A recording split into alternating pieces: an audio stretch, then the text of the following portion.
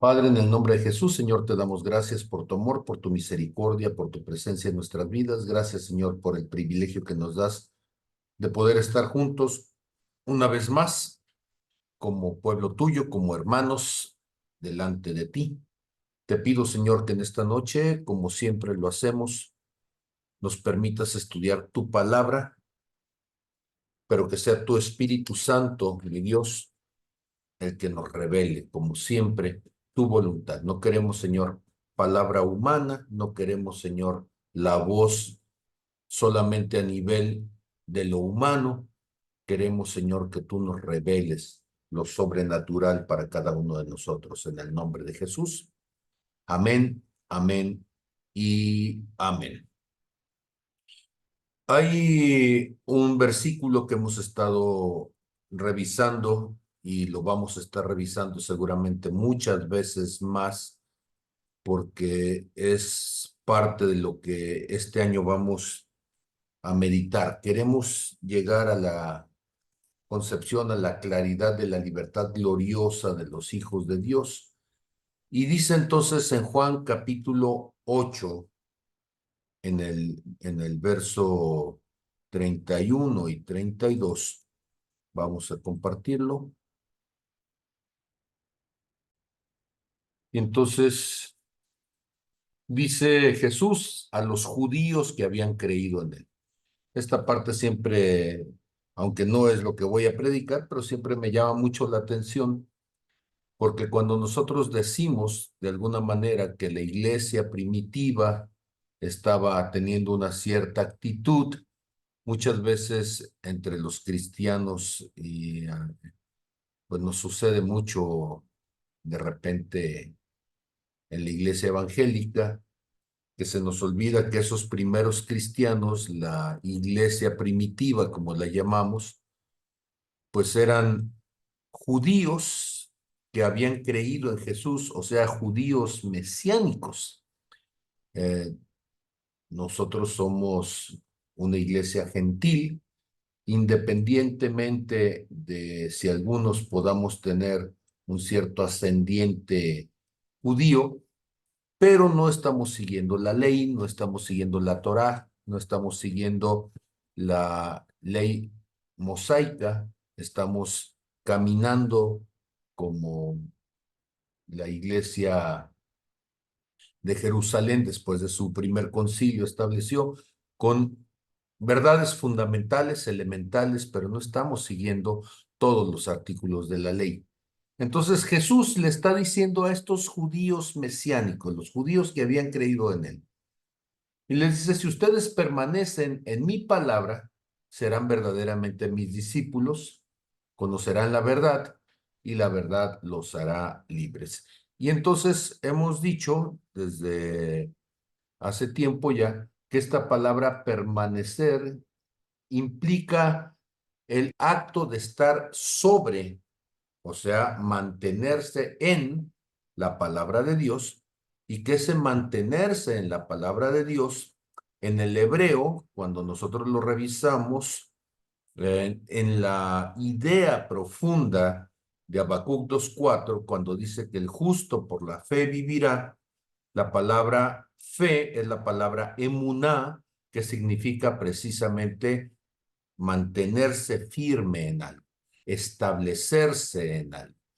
Y entonces Jesús a esos judíos que seguramente habían escuchado Habacuc capítulo 2, verso 4, que entendían el contexto en el hebreo, les está diciendo, pues así como dijo Habacuc capítulo 2, verso 4, acerca del permanecer, Jesús les dice, es permanecer en mi palabra, es permanecer en mi palabra. No es permanecer en una estructura humana, no es permanecer en una religión desde el punto de vista de las ideas, es más profundo que eso. Y entonces les dice, serán verdaderamente mis discípulos, y cuando dice verdaderamente, significa que hay discípulos que no son verdaderamente los discípulos de Jesús. O sea que tienen apariencia, pero en su corazón las actitudes son distintas, las actitudes no les acercan a Dios, el nivel de convicciones no es lo que en algún momento Dios quisiera que fuera. Y entonces con esto lo que estoy intentando decir es que las cosas que Dios establece para cada uno de nosotros eh, son la base de nuestra fe, ¿sí? Entonces, eso es importantísimo irlo entendiendo. Entonces, seguimos adelante con estas ideas. Y dice, conocerán la verdad. Y la palabra conocer es la palabra ginosco. Ginosco es una palabra de intimidad, porque cuando en la Septuaginta, en Génesis capítulo 4 dice que Adán conoció a su mujer y tuvo entonces su mujer un hijo, pues eso nos dice que ginosco es una palabra de intimidad profunda, o sea, la intimidad que se da entre un hombre y una mujer de tal forma que termina concibiendo. Por supuesto que cuando Dios nos está diciendo, conocerán la verdad, nos está diciendo que debe ser algo tan íntimo como la relación entre un hombre y una mujer. Y al conocer la verdad de esta manera íntima, la verdad te hará libres. Ahora, debemos de entender una cosa muy importante en cuanto a la verdad, y esta la vamos a tener en Juan 14:6, y lo muestro entonces. Cuando nosotros hablamos de la verdad, no estamos hablando, lo hemos dicho en otras ocasiones, de un aspecto filosófico. Estamos hablando de Juan 14:6 que dice, Jesús, yo soy el camino, la verdad y la vida. Nadie viene al Padre sino por mí. Entonces, me gustaría que por favor este concepto lo dejaran muy claro, quedara muy profundamente enraizado con ustedes, porque la verdad a la que Jesús se refiere no es una verdad ideológica. Dice, conocerán la verdad. ¿Y quién es la verdad? La verdad es Jesús, es un encuentro personal. La verdad no es una cosa, la verdad no es un concepto, la verdad es una persona, es Jesús. Y entonces la gente dice, ando en búsqueda de la verdad. Bueno, entonces andas en búsqueda de Jesús. Y dado que Jesús es una persona, y esto lo hemos dicho muchas veces, pero siempre es bueno estarlo repitiendo, entonces nadie es un poseedor de la verdad, porque nadie puede ser dueño de Jesús como persona.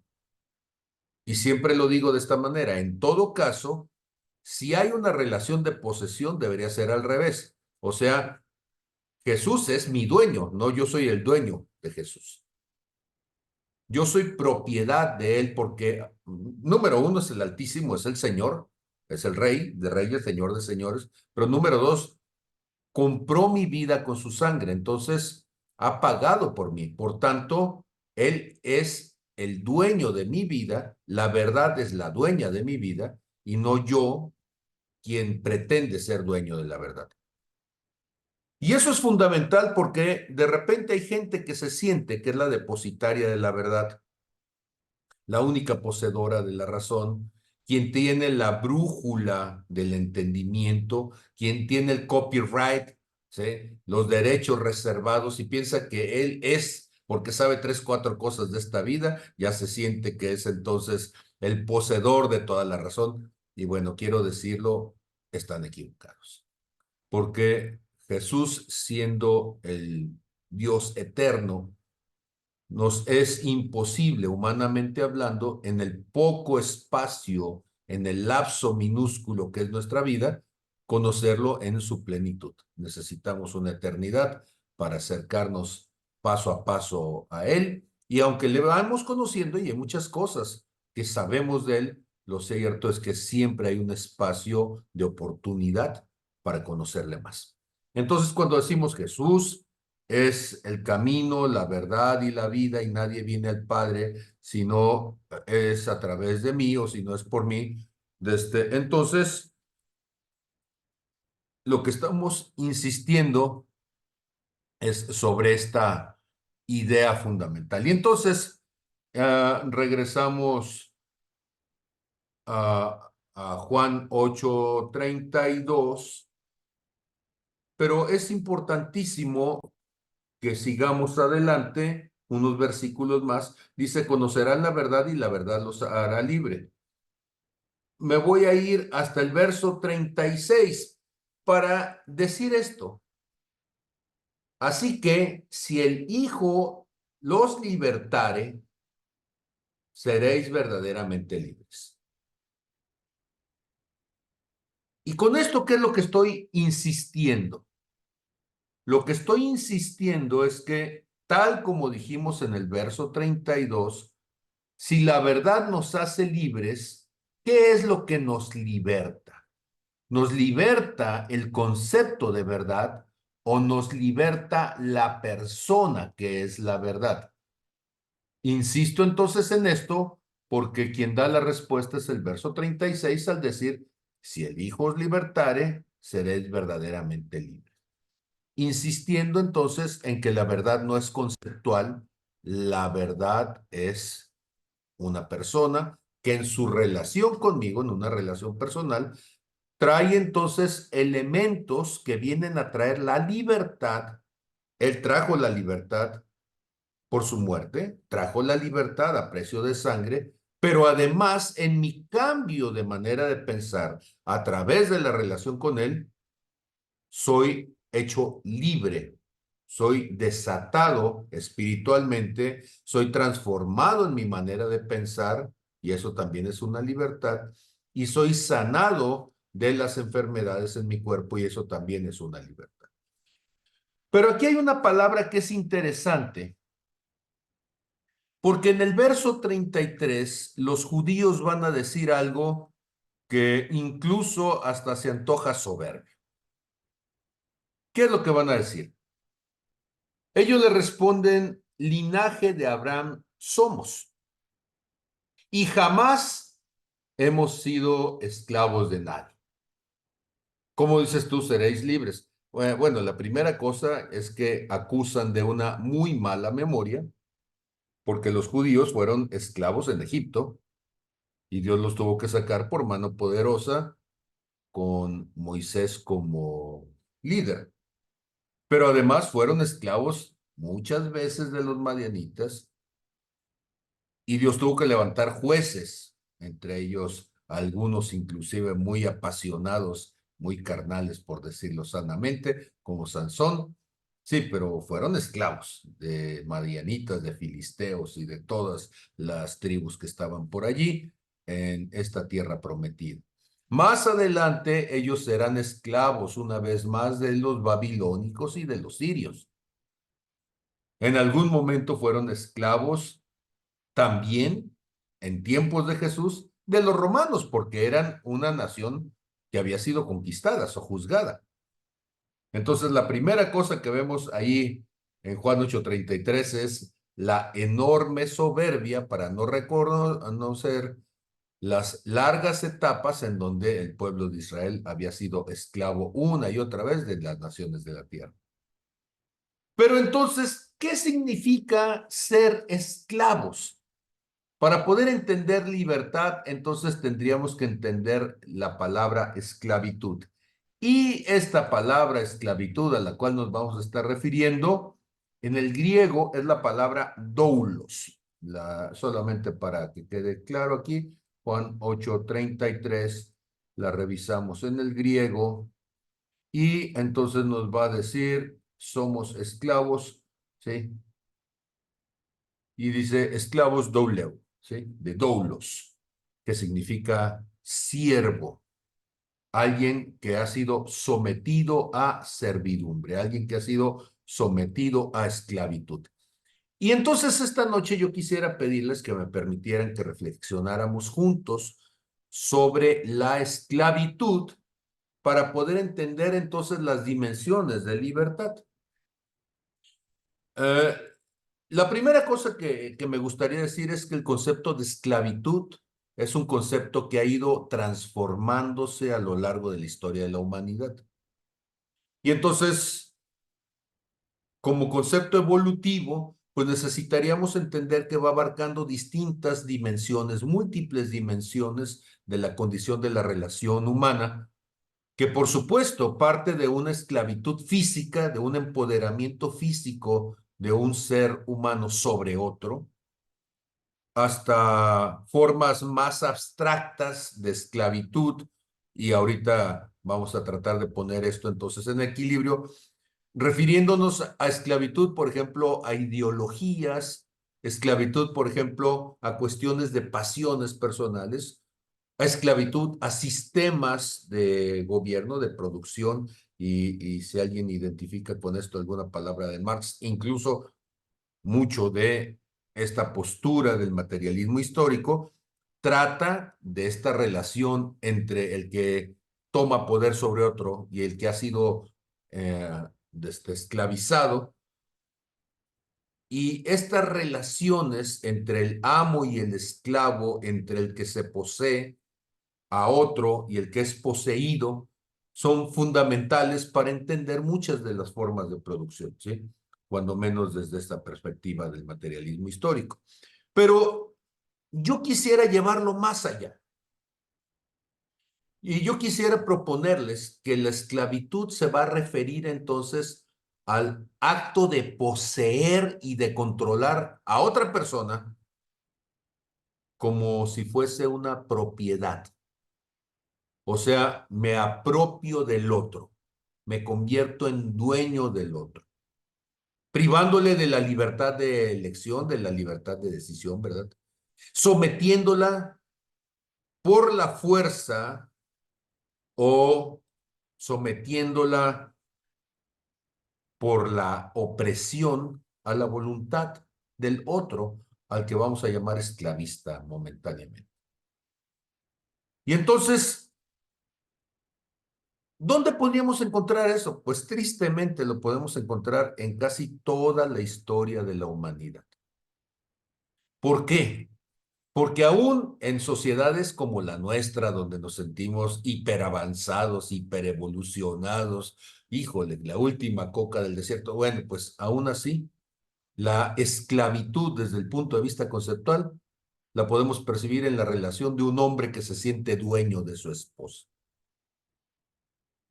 y que toma sobre ella poderío, no le permite tomar decisiones de acuerdo a su manera de pensar, de acuerdo a sus convicciones, de acuerdo a sus intereses, que muchas veces la sojuzga por la fuerza, considerándola como propiedad propia, valga, como propiedad para su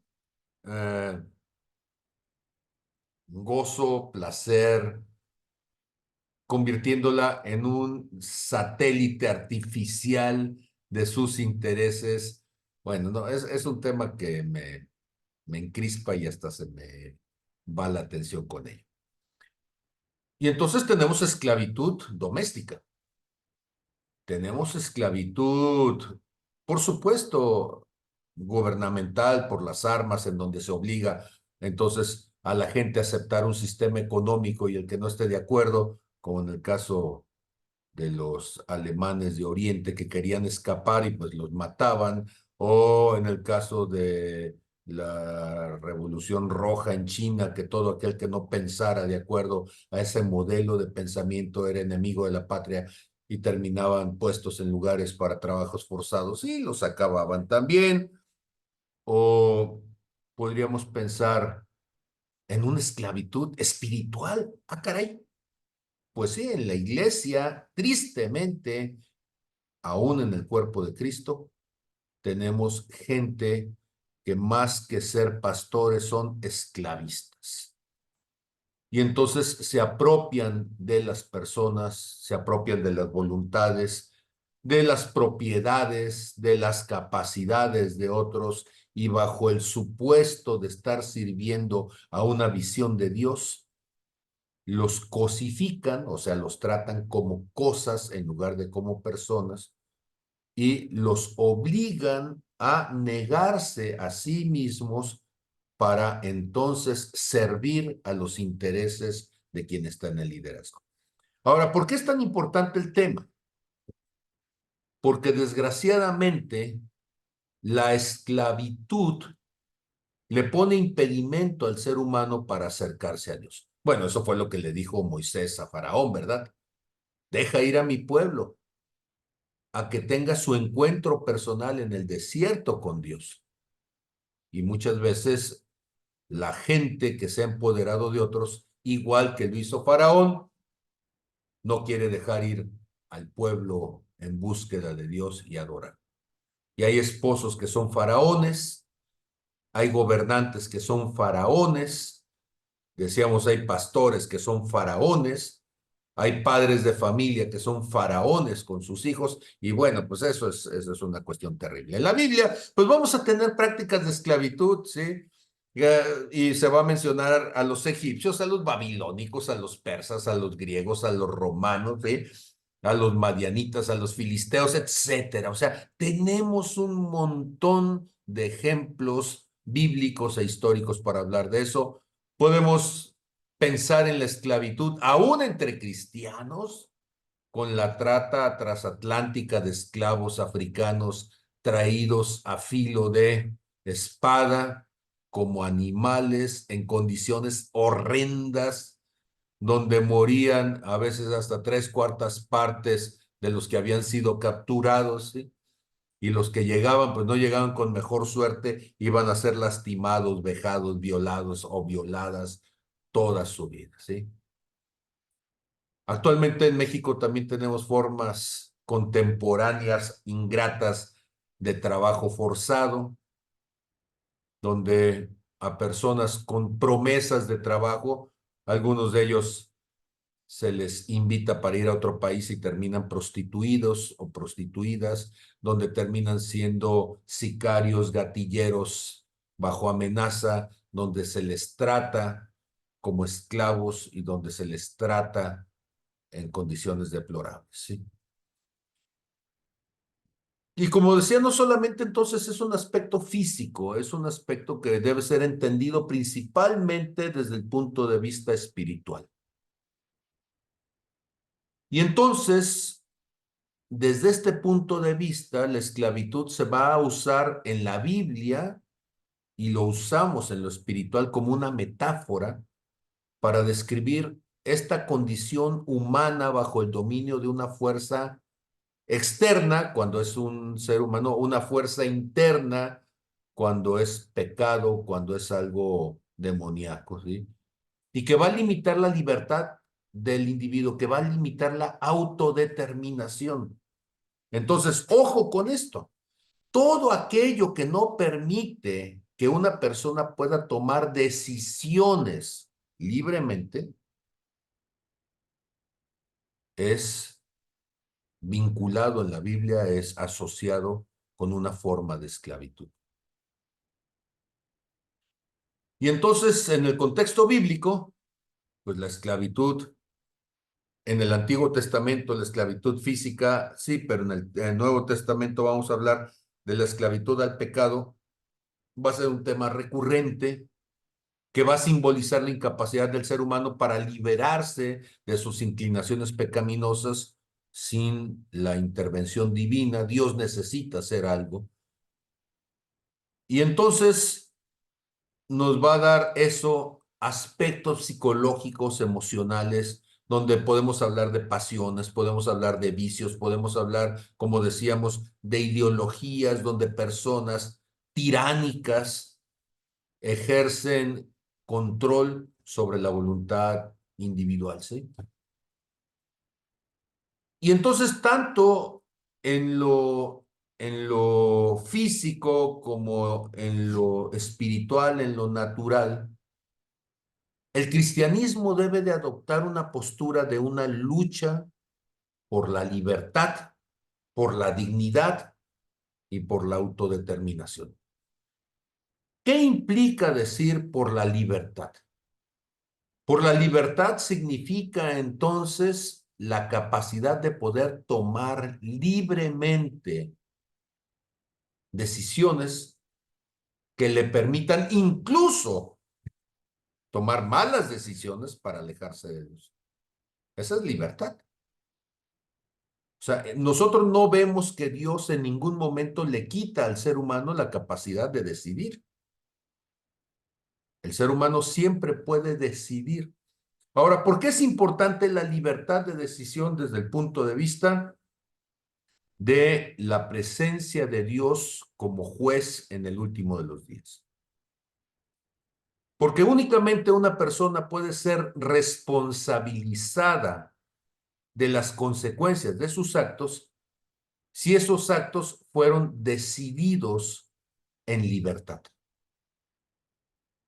O sea, si yo fui obligado a matar a alguien, aunque ciertamente es un asesinato, pero delante de Dios no es el ejercicio de mi libertad cuando estoy haciendo algo obligado por otro y Dios no me lo atribuye como pecado. O sea, el esposo que está viendo que van a matar a su hija, a su hijo, y le dice, pues, o tú matas a aquel o nosotros matamos a tu hijo, ya no hay libertad, hay una coacción. Y esa coacción nos hace ver el pecado de una manera distinta. Y siempre, no sé si ustedes ven películas de acción, pero siempre sale el perverso que es el que está obligando y dice, yo no fui, o sea, tú fuiste el que tomaste la decisión de hacerlo. No, no, no, pues el perverso está descargando sobre el otro la culpa, pero es quien está impulsando a tomar decisiones no por libre albedrío. Entonces, libertad es fundamental porque un pacto solamente se puede llevar en libertad. Por eso le decimos a la gente cuando se va a casarse, fulano, ¿aceptas libremente a fulanita como tu esposa para amarla, honrarla, respetarla y todas estas cosas que decimos en la fórmula matrimonial? ¿Por qué? Porque no te puedes casar bajo coacción. No puedes aceptar a Cristo bajo coacción. O aceptas a Cristo, te vas al infierno y el otro, no, no, si quiere, no, no, entonces eso no es libertad. No vale como una entrega de tu corazón al Señor si estás bajo coacción. Entonces, en esta primera parte, preguntas, comentarios que nos ayuden entonces a poner todo esto en equilibrio.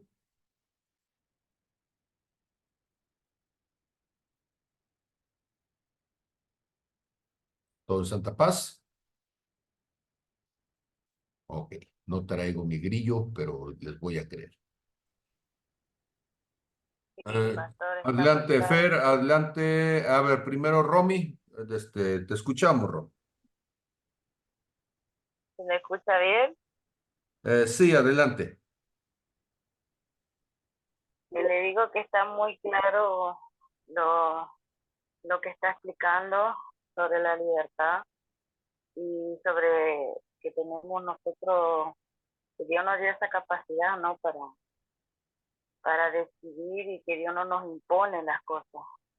El humano sí, las personas sí, tenemos esa tendencia a veces a imponer, pero Dios no. Jesús no, Él no nos impone nada.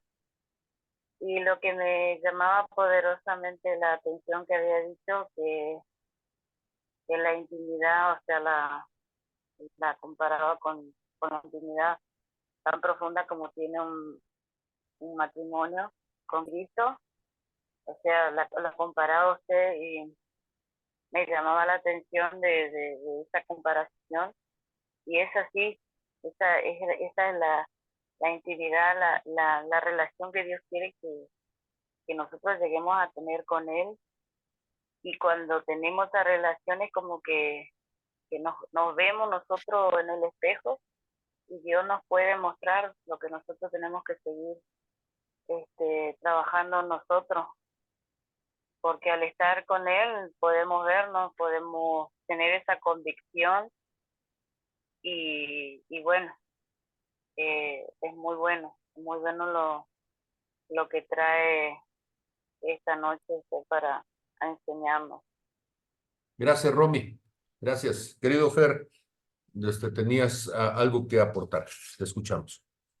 Sí, es que a mí me queda claro esto que no lo había dimensionado de esa verdad, ¿sí? Yo hablaba mucho de que la verdad os hará libre y mucha gente me refutaba. Ahora que la verdad es Jesucristo y ahora que hablamos de una intimidad, más que llamarlo una relación sexual, es una relación de intimidad, porque hoy en día la palabra relación se ha mal usado, se ha desvirtuado en todo Occidente y la gente entiende la palabra relación a otra cosa, a una relación sexual y todo, y la diluye a eso, a un simple acto, ¿sí? Entonces, cuando nosotros tenemos una relación, pero es una relación íntima, pero es una relación de amor, más que nada, o sea, la intimidad es en amor, que es en amor pleno, y eso me viene a mí a clarificar mucho, ¿sí? Porque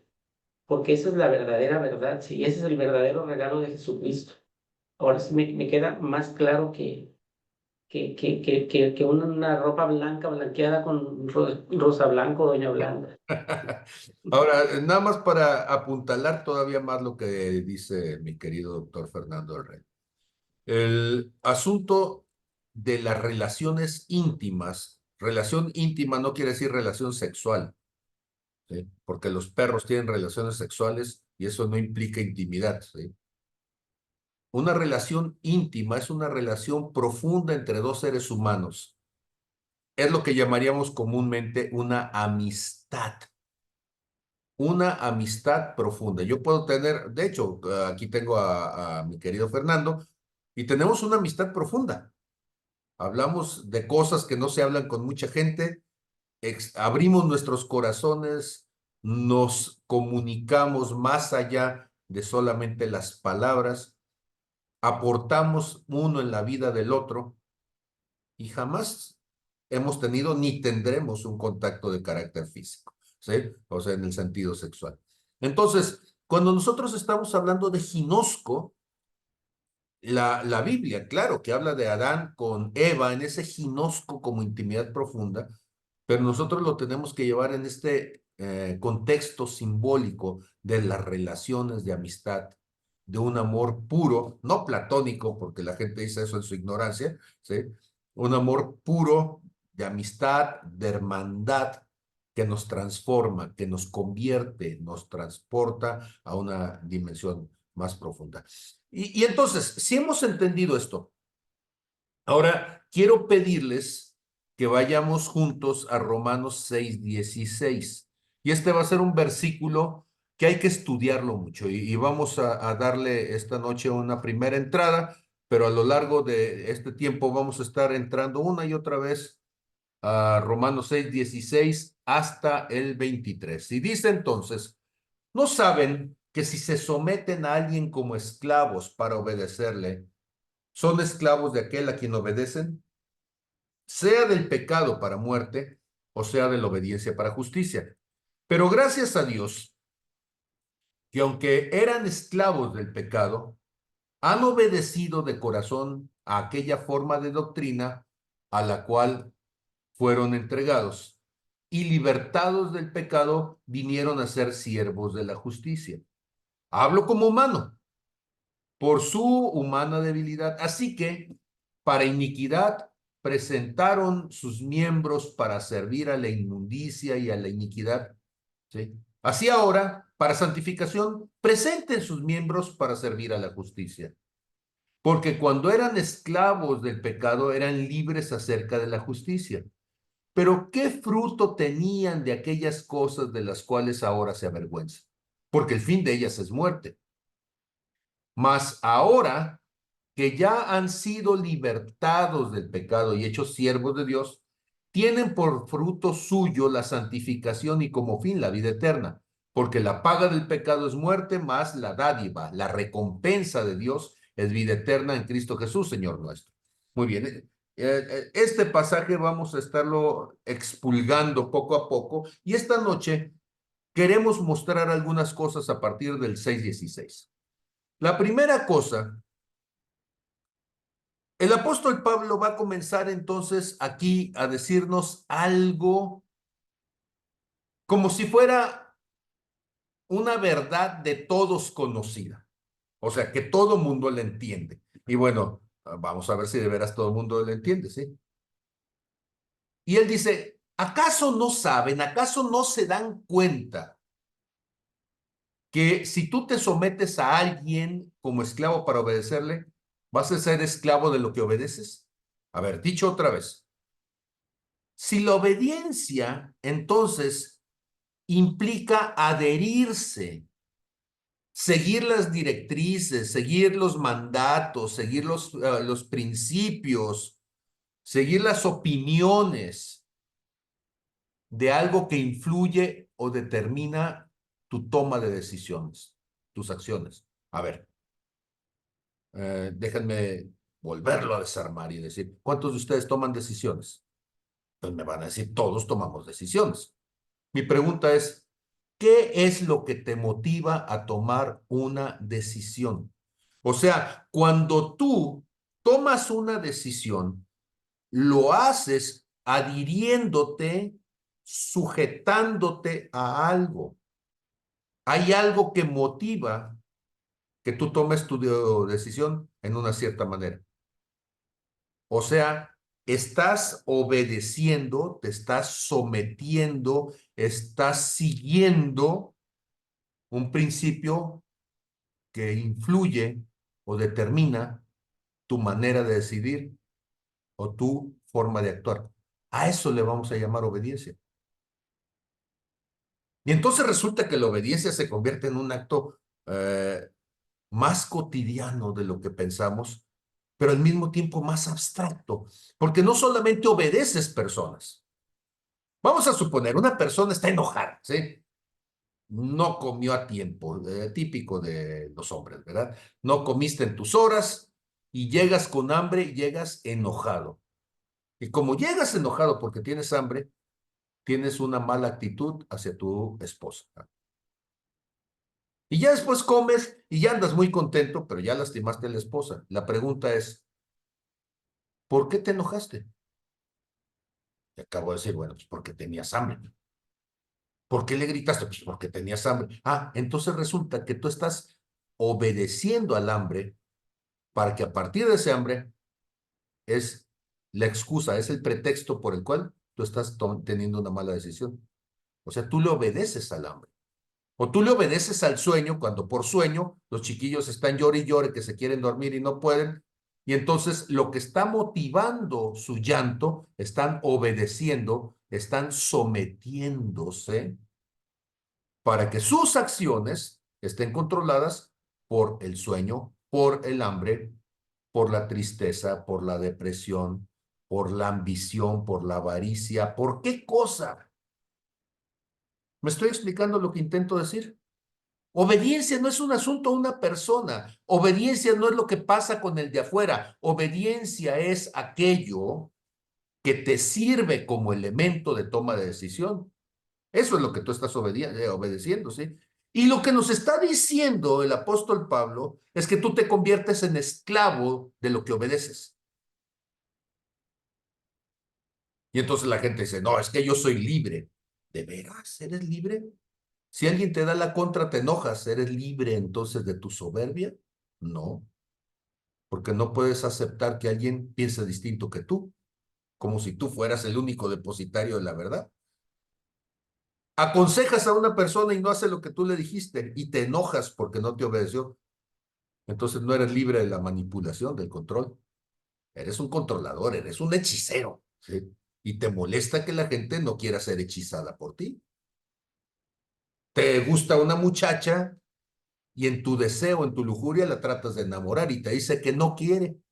Y te enojas porque no se prestó, ¿sí?, a tu lascivia. Y estás siendo controlado por tu lascivia y eso se nota en tu rechazo que tienes porque la otra no se dejó hacer lo que tú querías. Entonces, ¿De qué cosas eres esclavo? Híjole, pues a este paso vamos a resultar con un listonón tremendo, ¿sí? Porque si las circunstancias hacen que cambie tu manera de comportarte, entonces eres esclavo de las circunstancias. Si tus necesidades hacen que cambie tu manera de comportarte, entonces eres esclavo de las necesidades. Si tus aspiraciones frustradas, si tus sueños fallidos, ¿sí? Si tus sueños oníricos que nunca se alcanzaron, yo no sé cuántas cosas, entonces eres esclavo de un puño de cosas. La libertad entonces no es algo solamente hacia afuera, la libertad es cómo yo al relacionarme con las cosas que están sucediendo afuera y adentro, soy libre para decidir.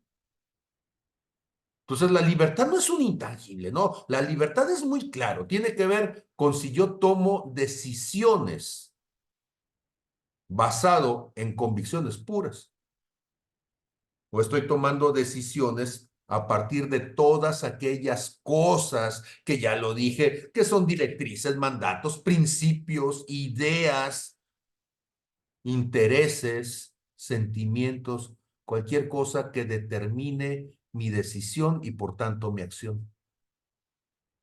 Y entonces la gente dice en el cristianismo, es que somos libres. Y bueno, los que somos muy críticos, pues vemos eso y levantamos las cejas así como, oh, pobre criatura, ¿eh? O sea, no te das cuenta de todo el puño de cosas que te tienen esclavizado, porque aún las cosas que deberían ser para bien, terminaron esclavizándote para mal porque no las entendiste. ¿Qué podríamos decir que es entonces una persona libre? Bueno, válgase la metáfora entonces, libre ser como Jesús. Jesús es la libertad. Y entonces Jesús puede oponerse a una estructura religiosa y decir que lo que están haciendo es incorrecto. Sí. ¿Que le va a costar la vida? Pues sí, pues, ¿eh? Porque la libertad tiene sus consecuencias también. ¿Sí? Tú le dices al necio que es un necio y por supuesto que el necio se va a ofender. ¿Sí? No porque no sea necio, sino porque no le gusta que se descubra que lo es. Y dado que sus argumentos no tienen fuerza, pues le va a poner fuerza a su puño para pegarte en la cara, ¿sí? Y dado que sus argumentos no pueden ser más fuertes, pues lo que va a hacer es va a levantar la voz para con gritos tratar de que su débil argumento parezca que es más poderoso. Pero no, la razón no se hace a gritos, la razón se hace argumentadamente. Y entonces, ser esclavo significa que hay algo que te limita. La esclavitud es una limitación. Y hay que decirlo entonces así. Esclavitud es una limitación. ¿Limitación de qué? De tu voluntad.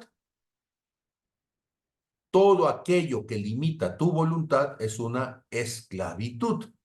Sí, y yo sé que aquí en Romanos 6:16, cuando dice que somos esclavos, bueno, tendríamos que decir que la palabra esclavo en el español, doulos en el griego, también doulos tiene distintas significaciones. O sea, doulos puede ser un servidor. Y hay gente que sirve sin que necesariamente esté siendo aprisionado, esté siendo sojuzgado para ello. Entonces, cuando se nos dice que nosotros seamos esclavos de amor, lo que está diciendo es que sirvamos, estemos dispuestos a brindar nuestra atención, nuestra ayuda, nuestra colaboración con alguien por libre voluntad. Entonces, en el español, esclavitud tiene una connotación absolutamente negativa. Pero bíblicamente la palabra doulos no necesariamente tiene una implicación negativa. Hay servidores que sirven de buena voluntad o con una relación de libertad hacia aquel que los llamó. Ese es el caso del cristianismo, ¿sí? Hay mucha gente que canta románticamente, Dios, te entrego mi voluntad, ¿sí? Y yo me imagino desde arriba de Dios tapándose las orejas diciendo, ay, mi niño, esa cosa que estás diciendo es tan tosca. Dios no quiere tu voluntad, Dios quiere que la tengas, que la ejerzas, ¿sí? Ahora tú puedes decir, sí, Señor, yo voluntariamente quiero servirte. Ah, bueno, esa es otra cosa. Pero tu voluntad es algo que Dios te dio y en ninguna parte de la Biblia vas a encontrar que Dios te obliga, te exige a que tú renuncies a tu voluntad. Porque entonces ya no eres responsable de cualquier cosa que hagas. Ay, mira, qué cómodo. Dicen en el ejército, el que obedece no se equivoca, no, el que se obedece, el que obedece como pretexto para no equivocarse, en realidad está evadiendo la responsabilidad de las decisiones que está tomando. Y bíblicamente, ese es otro punto. Yo sé que hace un momento acabo de decir que si tú fuiste obligado a hacer y Dios no te lo va a tomar en pecado. Sí, pero los condicionantes desde el punto de vista teológico son muy delicados, ¿sí? Entonces, Dios nunca te pide que renuncies a tu voluntad, porque de esa manera no renunciarías tú también renunciarías, perdón, a tu responsabilidad. Y tú siempre eres responsable delante de Dios. Aún de tu ignorancia eres responsable. No tiene el mismo peso, claro, hacerlo con intención, hacerlo en ignorancia, pero eso no te evade de responsabilidad. Entonces, no saben que si se someten. Muy bien, veamos entonces algunas palabras importantes. La primera palabra, cuando dice en Romanos 6:16, no saben, o sea, decíamos, el apóstol Pablo lo está dando como una verdad que todo el mundo dice que es tan evidente, o sea, no se dan cuenta que si te sometes. La palabra someterse aquí es la palabra paristano, ¿sí? Paristano viene de para, que es junto. Por ejemplo, cuando tú dices paracleto, el que es llamado junto a ti, es la palabra paracleto. Entonces, para significa junto. Y stemi es mostrar, exhibir. Cuando decimos alguien que es paristame, es alguien que es llamado a estar, bueno, es alguien que está junto a. O sea, estamos hablando de un colaborador, alguien que viene contigo, alguien que te acompaña. Entonces dice, no sabes que si te pones junto a alguien como colaborador para obedecerle, es lo que diríamos nosotros, ¿sí? Cuando tú te acercas con alguien con la intención de hacer lo que te pida, te conviertes entonces en esclavo del que te está mandando. Veámoslo fuera del contexto religioso y pongámoslo en un contexto laboral. Tú vas con una persona y le dices, dame trabajo. O sea, te estás acercando con el otro para decirle, resuelve mis necesidades económicas. Pero el otro, entonces ahora tiene derecho de mandarte, darte una orden para que hagas alguna cosa que le satisfaga a él. Ya sea que barras por él, que trapies por él, que laves la ropa por él, o ya sea que vayas y le cobres a alguien una deuda y si no te la paga le des un garrotazo. Y tú vas a decir, oye, pero ¿por qué yo tengo que ir a hacer eso? Y él dice, pues porque yo te estoy contratando. Tú me estás diciendo, te acercaste conmigo para decirme que te dé dinero a cambio de que tú hagas algo. Pues ahora tú te estás vendiendo, te estás dejando que ahora el otro se convierta en tu señor y que te mande a hacer lo que él quiera. No sé si la manera de explicarlo fue clara, pero cada vez que tú te acercas con alguien para dejar que el otro determine tus decisiones, pues entonces tú vas a ser esclavo, vas a ser dependiente de aquel a quien tú te acercaste. Tú le dices, mándame, y el otro te va a mandar. Ordéname, pues te va a ordenar. Yo recuerdo que cuando estaba chiquillo, las formas de contestarle a los adultos que nos enseñaron a nosotros tenían este contexto de servidumbre que después, años después, lo logré entender. Te decían, Pablito. ¿Y qué decía? Mande usted. ¿Y qué significaba ese mande? Significaba, pues, tú eres el amo y yo soy el siervo. Dime qué quieres que haga. Y el otro te decía, ve a la tienda, y tú decías, no quiero. ¿Cómo que no? Pues me está diciendo que te mande, pues te estoy mandando. ¿Sí? O cuando llegas a un restaurante y llega entonces la mesera o el mesero, te presta la carta y te dice, ordene. Lo que está diciendo es, dame una orden. Y la orden no es decir, hay pollo, no, la orden es, vaya a la cocina y tráigame tal cosa porque eso es lo que yo quiero. Le estás diciendo, soy tu siervo, soy tu servidor. Entonces, en Romanos 6:16, el apóstol Pablo nos está llevando estas cosas cotidianas. Hay cosas a las que tú les dices, mande, ordene, dígame qué quiere que haga. ¿Sí? Ábrese el aparatejo este. Ok, aquí le voy a mostrar por qué este aparatejo, al igual que el de ustedes, tiene esa capacidad, ¿sí? Y entonces, yo aquí tengo el aparatejo. Y el aparatejo, aquí lo tengo. Ah, no se alcanza a ver. A ver, le quito brillo. A ver, no sé si se alcanza a ver el aparatejo. Ok, ya con menos brillo. Y ahí está, a ver, aparatejo. Ahí está. Y le digo a mi aparatejo, aparatejo, quítame el tiempo. ¿Y sabe qué va a hacer? Me va a quitar las horas. Y yo viendo aquí el aparatejo, le doy para arriba el dedito, para abajo el dedito, y me está mostrando una imagen, otra imagen, otra imagen, el chisme de no sé quién, el gatito del lunes, la mariposita del martes. Y ahí se me fue media tarde porque yo le dije, contrólame mi tiempo. Y te conviertes entonces en alguien que está a expensas de lo que el otro te está mandando.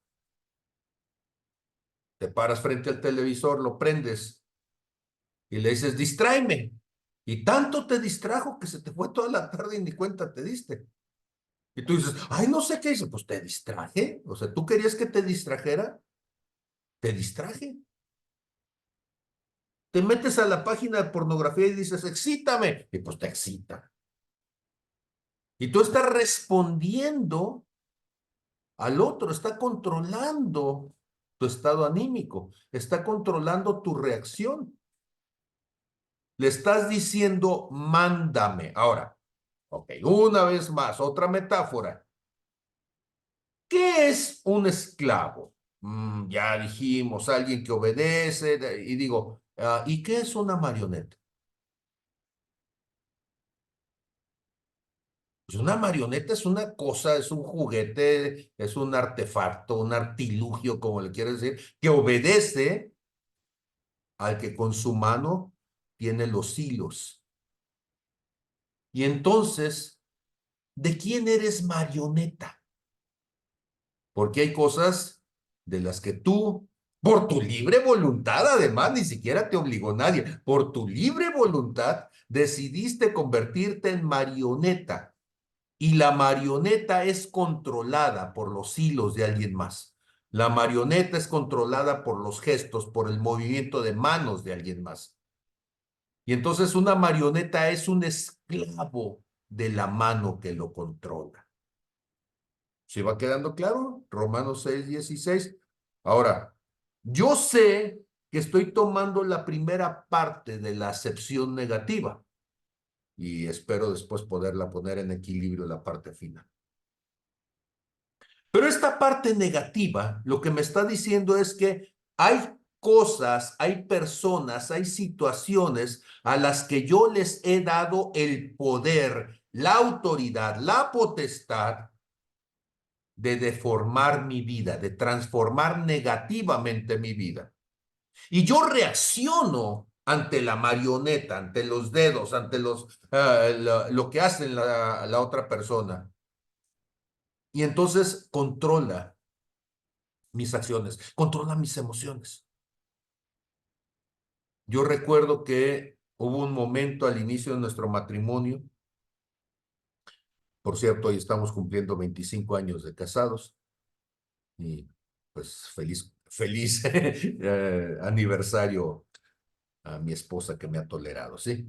Y entonces resulta que había ciertas palabras que eran casi como una declaración de guerra. O sea, algo, si salía una de esas palabras íbamos a tener una discusión.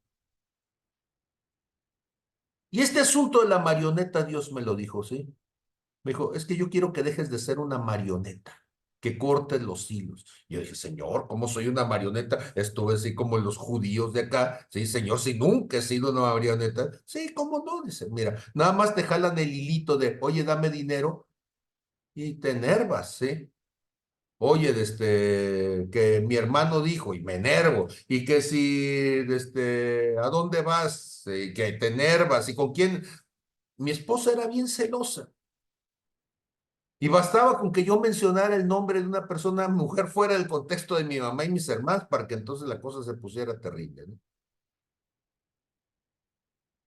Y así como había cosas que en ella generaban reacciones, había cosas que en mí generaban reacciones.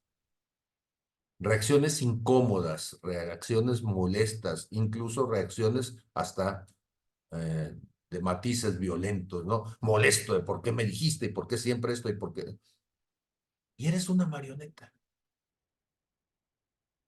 Y entonces, si te sometes a alguien, o sea, dicho de otra vez, dijimos entonces que era me pongo junto, istemi, para ayudar, para estar junto, para hacer, para proferir, para echarle la mano, para ayudarlo, ¿sí? Para ponerme a su lado, para someterme. Y cuando tú te pones junto a algo que te va a cambiar el estado de ánimo negativamente, te estás esclavizando. Hay personas que eres esclavo. El compadre que siempre te invita a jugar fútbol y cada vez que te vas a jugar fútbol terminas con la chela en la mano, te está esclavizando. ¿Es una mala influencia? Pues sí, dice, ¿cómo mi compadre? Pues sí, cada vez que estás con él te andas divorciando, pues te hubieras casado con el compadre mejor para que duraras más, ¿eh? Pero capaz que ni el compadre te iba a aguantar casado, ¿eh? Hay cosas que sacan lo peor de ti. Esos son los que te están esclavizando para mal. Hay actitudes que sacan lo peor de ti. Eres esclavo de diciembre, donde en diciembre todo el mundo saca la novia y tú te sientes solo y como no tienes novia ya andas depre y te quieres suicidar porque es diciembre, es el día del amor y la amistad y tú vas a salir a pasear el perro y ya andas ahí todo depre. Entonces, ese tipo de dependencias emocionales destructivas, eres esclavo de ellas. Necesitas ser libre. Y ahora la contraparte para tratar de ponerlo en equilibrio. Dice, si son esclavos de aquello a quien obedecen, si es del pecado es para muerte. Ya he puesto suficientes ejemplos de cómo hay cosas que te destruyen. Pero de la obediencia. Y la palabra obediencia la he mencionado muchas veces a lo largo de los años. Ahora lo volvemos a hacer. Es la palabra upacoe. Upa significa ponerte debajo, coe para escuchar, para atender. Dice, tú te pones con alguien para escuchar consejo. Siempre que pienso en Upacoe, para poderlo explicar claramente, casi siempre tengo que ir a Proverbios capítulo 4, ¿sí? Y dice a partir del verso 20. Hijo mío, está atento a mis palabras, inclina tu oído a mis razones. Esa es el sentido de la palabra upacoe. Abre los oídos, ponte atento, escucha lo que quiero decir. No se aparten de tus ojos, guárdalas en medio de tu corazón, porque son vida los que las hallan y medicina todo tu cuerpo. ¿Sí? Sobre toda cosa guardada, guarda tu corazón, porque de él mana la vida. ¿Qué es upacoe? Upacoe es, pon atención.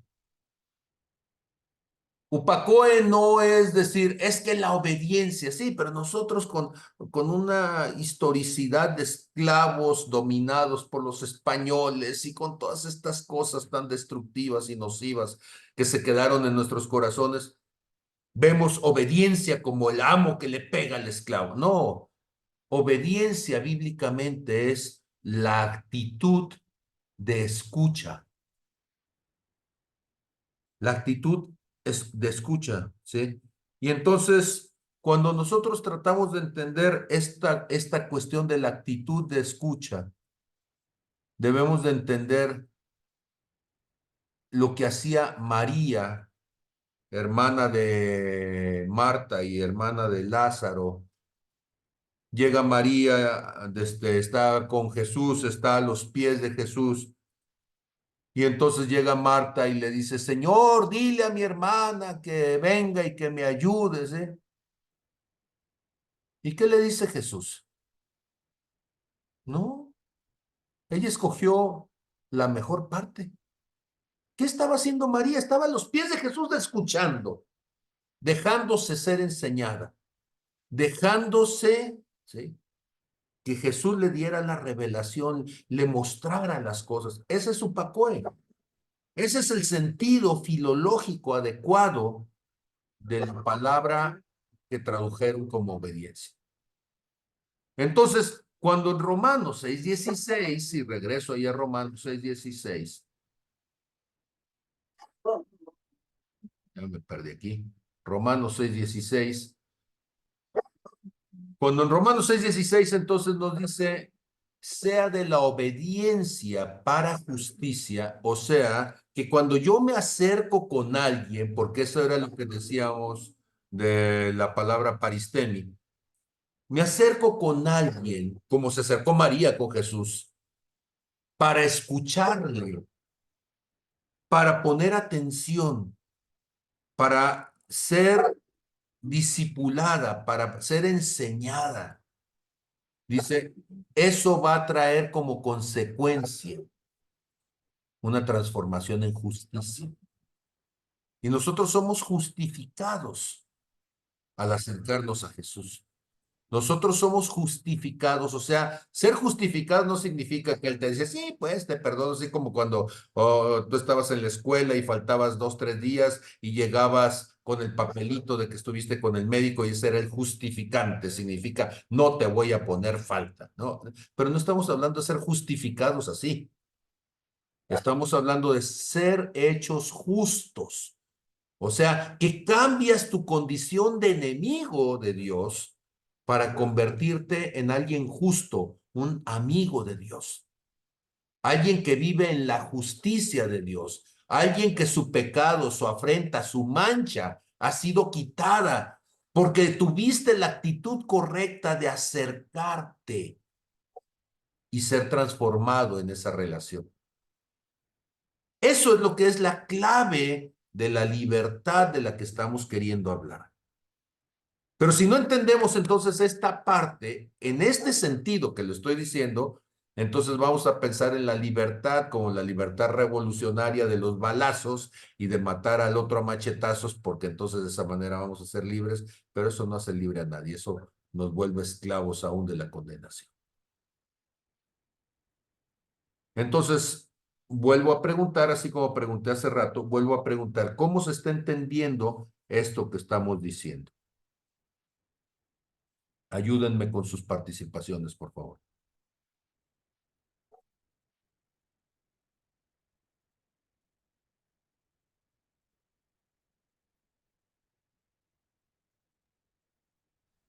Bueno, todos mis compañeros, como decían en la primaria, para mí ha sido algo, muy reveladora, mucha revelación. Realmente el día de hoy ha sido muy revelador el entenderlo de esta manera, porque en este preciso momento tengo ante mí el discernir la verdad, ahora sí que la verdad verdadera para acercarme más a Cristo y entender cuál es el camino correcto, y evitar sesgos. Ahora sí que cuando se tiene el conocimiento ya no puedo decir que no sabía o que no lo había entendido de otra manera. O sea, aquí realmente ya no tengo justificante, así, Ujú. porque ya lo sé. Y ahora tengo más conciencia de mis actos y de mis cosas y tengo que cuidarme más antes de ser menos reactivo y mejorar, tomar una actitud más adecuada, ser más consciente de mi actitud, que puedo tener, he insistido, puedo tener mucho conocimiento, herramientas, pero si mi actitud no es la correcta, echo a perder todo. Ujú. Amén. Y entonces, ¿tener la actitud correcta es una evidencia de libertad? Claro que sí, porque significa que mi manera de manifestarme, que es la actitud, ya no depende de las circunstancias. O sea, las circunstancias pueden ser adversas, pero mi actitud es la correcta. La pregunta del otro, la participación del otro, la agresión del otro, no es justificación para que yo no tenga la actitud correcta. Eso es libertad. El otro me está queriendo manipular por medio de la ofensa, me está queriendo manipular por medio de la insinuación, pero yo rompo los hilos, no soy marioneta del otro. Mis decisiones en cuanto a mi actitud dependen de mi convicción y de nadie más. Esa es libertad. Y es una libertad gloriosa, porque Jesús está delante de Poncio Pilatos, ¿sí? Y él puede responderle. Y está delante de Herodes, que es un perverso, y él puede mantener silencio, y el otro está queriendo que hable, que se queje, y Jesús está callado, ¿sí? No merece Herodes una sola de sus palabras, y no va a tirar las perlas a los cerdos. En cambio, Poncio Pilatos está buscando la verdad, y él dice, no encuentro ninguna maldad en este hombre, no encuentro nada falso, todo lo que está diciendo, ¿sí? Es correcto. Y los demás dicen, si no lo ajusticias, te vamos a acusar delante del César, ¿no? Y el otro entonces se nota que no tenía libertad, porque ante la amenaza de ser señalado como un enemigo de César, entonces él dice, bueno, pero no es mi juicio, es el de ustedes. Y él se lava las manos exculpándose, aunque a final de cuentas es responsable de la muerte de Jesús, pero como un lavado de conciencia, él dice, miren, no es mi culpa, les doy a elegir, y aquí está el peor de los asesinos y este hombre justo, y ellos dicen, danos al asesino y mata al justo. No había libertad en Poncio Pilatos. ¿Alguien más que quiera colaborar con un comentario? Adelante, Hola, hola. Cristian. Hola. Ah, ah, Hola, buenas noches. Buenas noches. Sí, cuando pues he hablado varios puntos. Cuando hablas sobre en relación a las marionetas, yo aquí puse una anotación, ¿no? Pues sí, una marioneta no tiene voluntad, está cediendo su voluntad a la persona que va a manipular, ¿no? Que va a mover los hilos. Y ahorita estoy teniendo, me imagino que pues sí, ahorita estamos viendo la parte negativa. Pero, por ejemplo, me imagino que ahorita ya va a ver el otro lado, porque digo, bueno, es que muchas de las veces yo he estado, pues, bueno, orando a Dios, toma el control de esta situación, Espíritu Santo, inspírame, guíame, y estoy siendo, o sea, que, pues en esas palabras, ¿no? Ser marioneta de Dios, y no creo que sea algo negativo, pero yo creo que a lo mejor ya ahorita va para esa parte o a ese punto, porque ahorita estoy así como que conflicto, ¿no? Ujú. Y, y por ejemplo, aquí le puse porque también lo quería comentar. Si renuncias a tu voluntad, evades entonces la responsabilidad. Así estaba comentando. Entonces, muchas de las veces también, como dice usted, bueno, al menos me acuerdo que es, muchas veces somete tu voluntad a Dios, somete, ríndete a Él. Es a lo que dice, ¿no? Es ser esclavos de Él. Sabemos que Jesucristo pagó el precio por nosotros, y hay muchas, pues, como, ¿qué serán?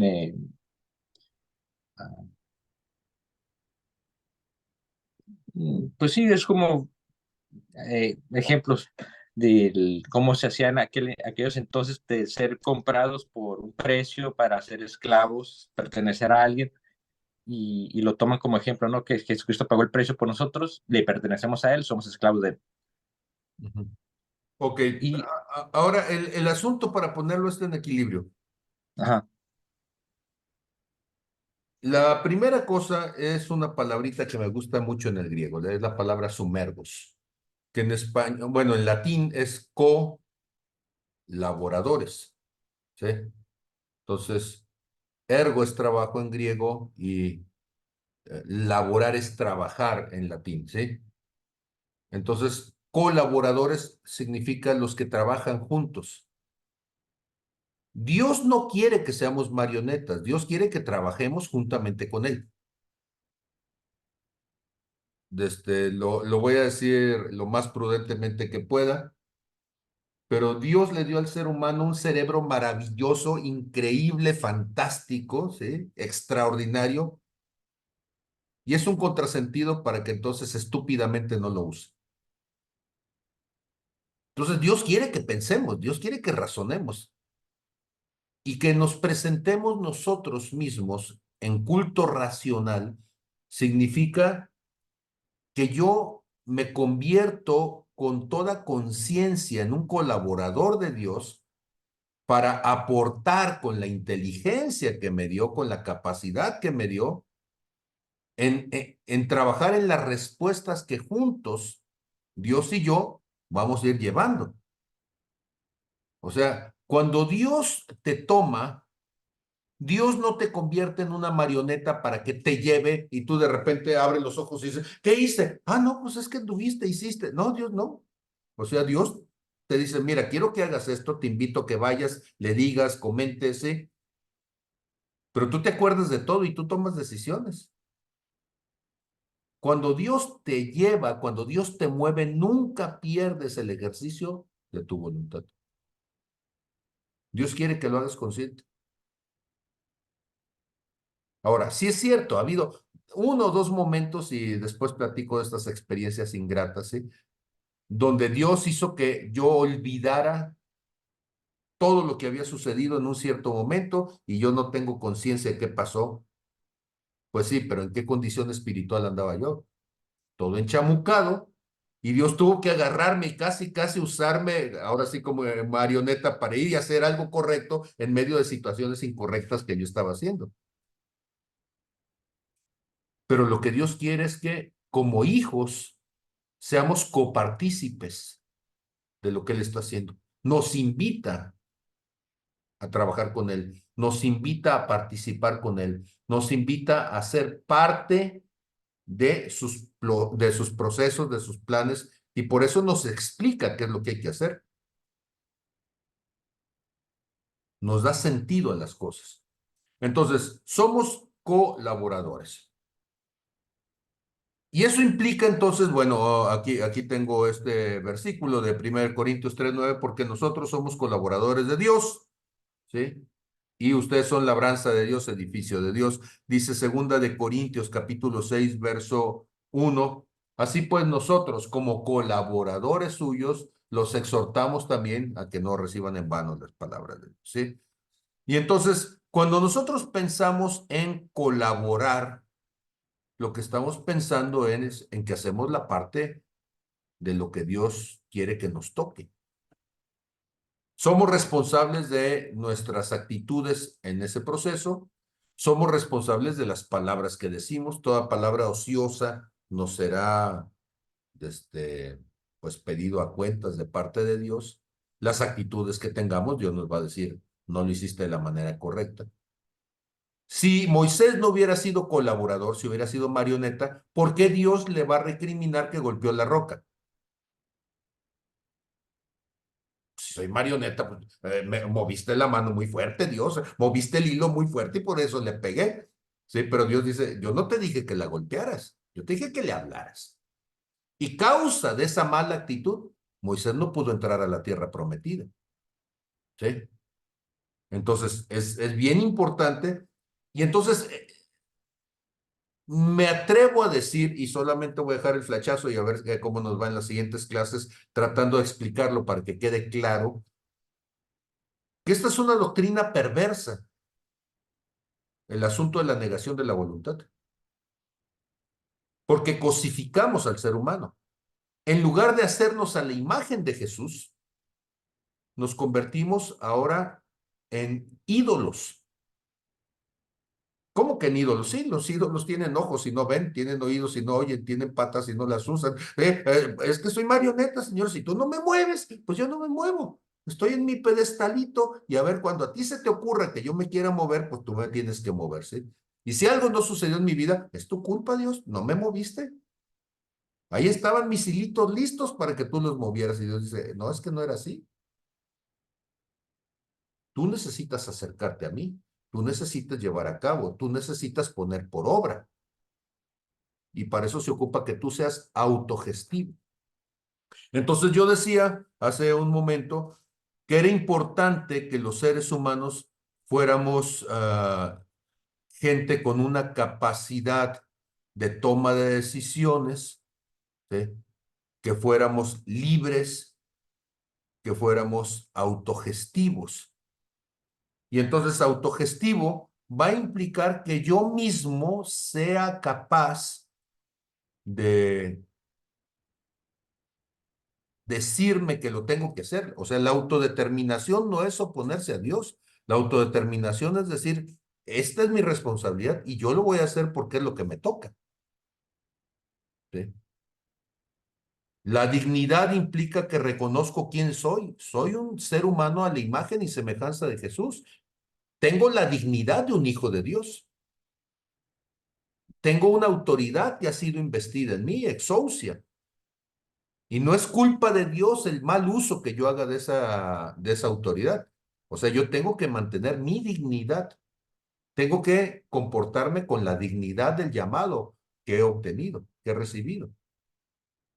Entonces, para eso es necesario libertad, ¿sí? Y vamos a ir poniendo entonces los matices para todo esto y espero que la vida nos lo permita, ¿sí? ¿Por qué es tan importante? Porque tenemos entonces un montón de cristianos que en lugar de ser hijos de Dios son peleles. Y entonces una doctrina tan inocente como decir, es que Dios se honra cuando tú renuncias a tu voluntad, no, Dios se entristece, se contrista, decir, pues ¿cuándo vas a hacer algo? ¿Sí? O sea, si para que lo hagas lo tengo que hacer yo por ti, entonces ya no lo estás haciendo tú, ya no es ningún mérito, ¿sí? Porque tú ya no estás tomando decisiones. Y la fe es decidir.